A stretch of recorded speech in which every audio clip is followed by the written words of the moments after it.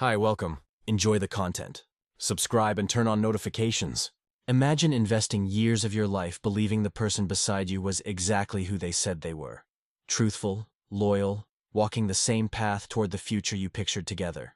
Now imagine one small, harmless sentence becoming the spark that unravels everything you thought was certain. That's where Patrick Blake's story shifts. It happened in a breath, a quiet instant when the air felt heavier, though no one said a word. From that moment on, his life divided itself cleanly into before and after. Patrick had always been a man who found comfort in order, structured in his work, careful with his money, deliberate with his speech. Married to Lauren for a decade, he saw their relationship as smooth running. No chaos, no dramatic fights, just a rhythm built on understanding and trust. He worked as a lawyer, respected and controlled. She was an emergency room doctor, always exhausted yet admirable in her devotion to saving lives. Together they built a predictable calm, each knowing the other's schedule as well as their own, or at least, Patrick thought he did. That evening, after another long day at the firm, he came home and found Lauren in the kitchen, stirring something on the stove. He lingered quietly in the doorway, a habit of his, taking a moment to appreciate the small, steady normalcy of home. But that night something felt out of sync. The slow, uncertain way she moved the spoon, the faraway look in her eyes, the deliberate way she avoided his gaze. It wasn't fatigue. Patrick knew his wife's tiredness well. This was something else, something that made his pulse tighten. And then she spoke. "Ryan's in town. I was thinking about having coffee with him. Simple, casual, the kind of tone you'd use to mention running errands." But in those words, Patrick felt the floor shift. He didn't react at once. He knew who Ryan Thompson was. Not because Lauren ever talked about him, but because she never did. That silence had always meant something. Patrick stayed composed. It was second nature to him, yet inside something fragile cracked. He suddenly felt like a stranger in his own marriage. Lauren added softly, "But if it makes you uncomfortable, I don't have to go." The calmness of her retreat disturbed him more than the request itself. It felt like she was measuring his reaction, testing how far she could push before retreating. He told her it was fine, that she could go if she wanted. But the ease with which she accepted his answer left a quiet echo that wouldn't fade. Dinner went on. They talked about nothing. The television hummed. Plates clinked. The world kept moving. But Patrick's mind didn't. The thought looped endlessly. How one sentence could alter everything. He tried to brush it off. It was only coffee. She hadn't gone. He had no reason to doubt her. But reason didn't help. Something deeper told him. This was the start of something hidden. Patrick had built his life on noticing the details others missed. In court, those instincts made him sharp. At home, they began to haunt him. A change in tone, a break in pattern, a new silence. Lauren's messages became shorter or disappeared completely. The small end-of-shift texts she always sent, gone. He told himself she was busy, but he knew absence could speak louder than words. Then came the night that truly marked the beginning of doubt. Lauren returned late, wearing a faint perfume that didn't belong to the hospital.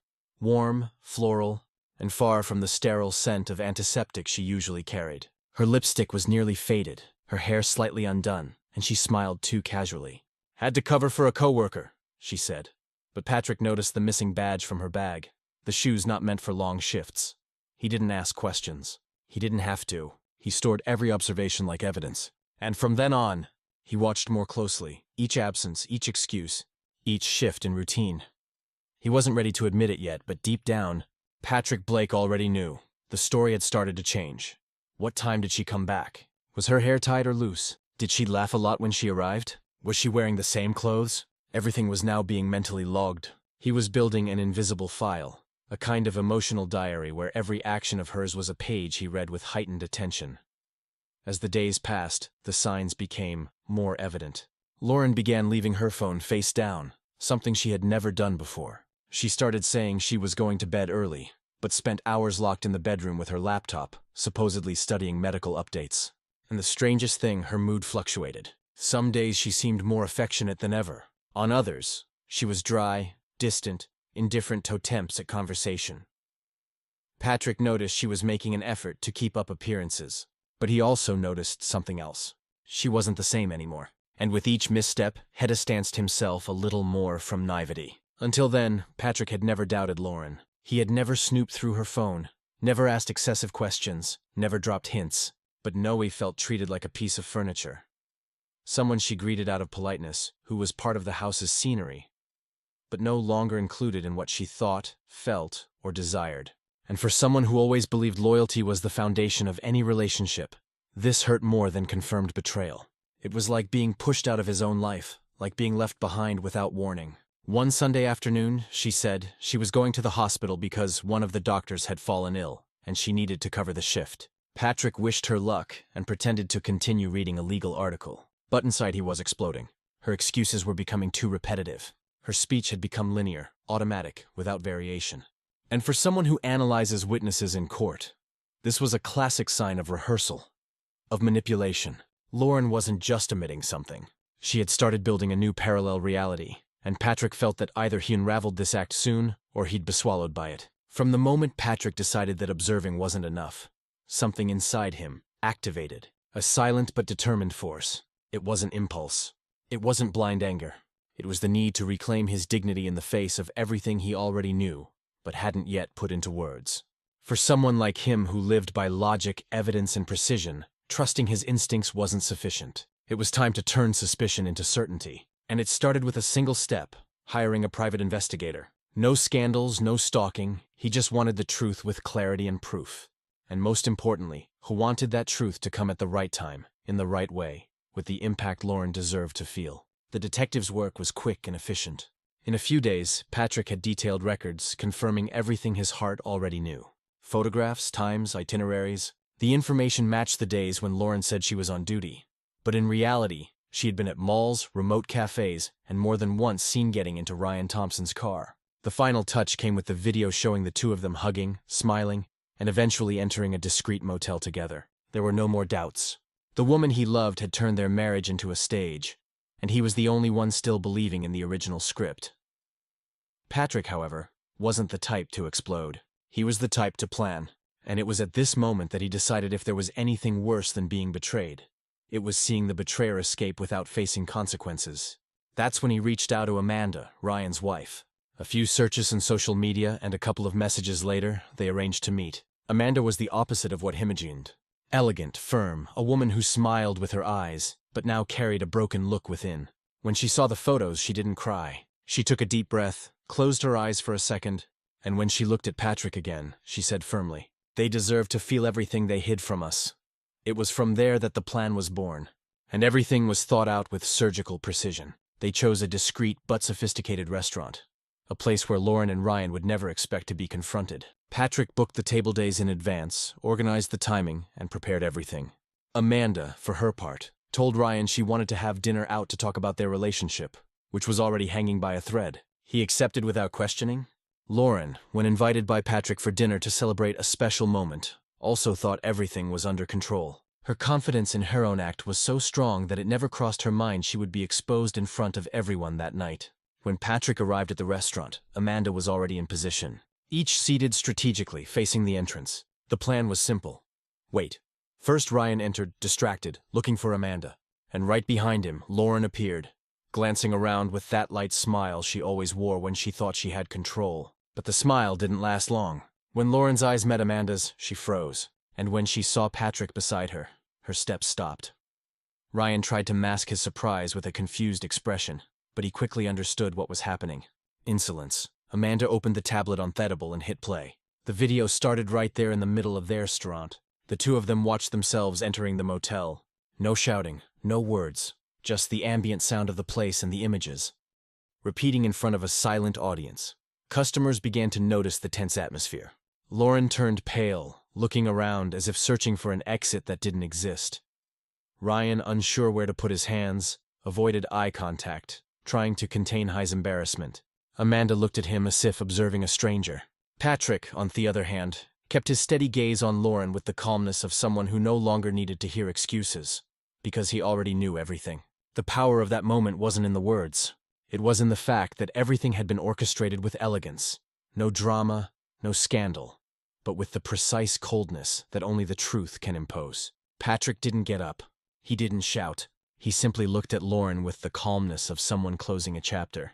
And in that silence, she understood there was no chance to fix anything. That everything she thought she could hide had ended right there in front of the two people who had been most betrayed by her choices. The plan had been executed, and what Lauren and Ryan felt that night was the first taste of the fall that was yet to come. When they left the restaurant that night, each carried something on their shoulders. Ryan left quietly, staring at the ground as if he had lost his own name. Amanda walked away with her head held high, but her wet eyes revealed the storm she still faced. Lauren, on the other hand, stood motionless for a few seconds at the door, as if her mind had left her body. And Patrick, he left in silence, but with a different kind of relief than he expected. It wasn't happiness. It was a quiet liberation, as if he had let go of a weight he'd been carrying for too long. That same night, Lauren tried to reach out. She called several times, leaving messages begging for a chance to talk. She said it had all been a mistake, that she was confused, that she still loved Patrick. He didn't respond.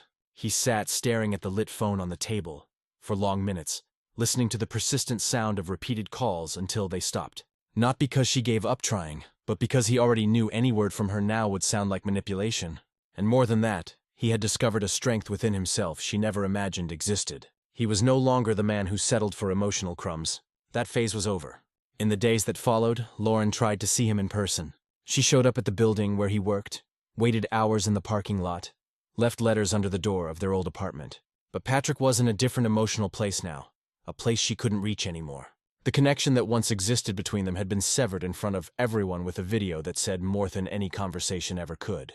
And no matter how hard she tried to justify what she had done, none of it erased the coldness with which she had deceived not just her husband, but also the shared history they had built together. While Lauren emotionally crumbled, Patrick found a strange kind of peace in the silence.